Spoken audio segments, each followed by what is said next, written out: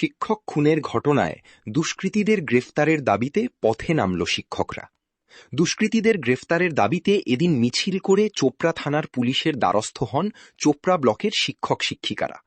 তাদের দাবি, এই ঘটনার সঙ্গে যারা যুক্ত রয়েছেন তাদের অবিলম্বে গ্রেফতার করে দৃষ্টান্তমূলক শাস্তি দিতে হবে। পাশাপাশি শিক্ষক শিক্ষিকাদের নিরাপত্তা সুনিশ্চিত করার দাবিও জানান তারা। অত্যন্ত বাস্তব প্রশ্ন আপনারা করেছেন। আজ আমরা পুলিশ প্রশাসনের দ্বারস্থ কেন হয়েছি?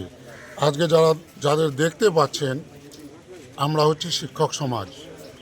আমাদের হাতিয়ার এই একটা কলম আর এর মধ্যে থাকা কালি, এটাই আমাদের হাতিয়ার।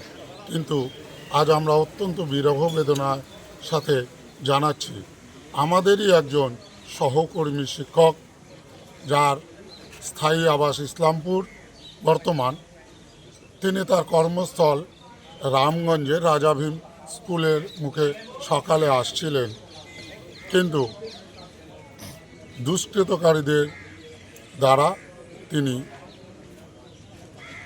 জাতীয় সড়কে আক্রান্ত হয় এবং বেঘরে প্রাণটা তাকে দিতে হয়। আজকে আমরা যে সমাজে বাস করছি, আমরা আশা রাখি পুলিশ প্রশাসনের কাছে প্রশাসনিক দিকটা একটু সুচারুভাবে তারা লক্ষ্য রাখবে। কারণ আমরা কেন স্তম্ভিত হব না, আমরা কেন আতঙ্কিত হব না?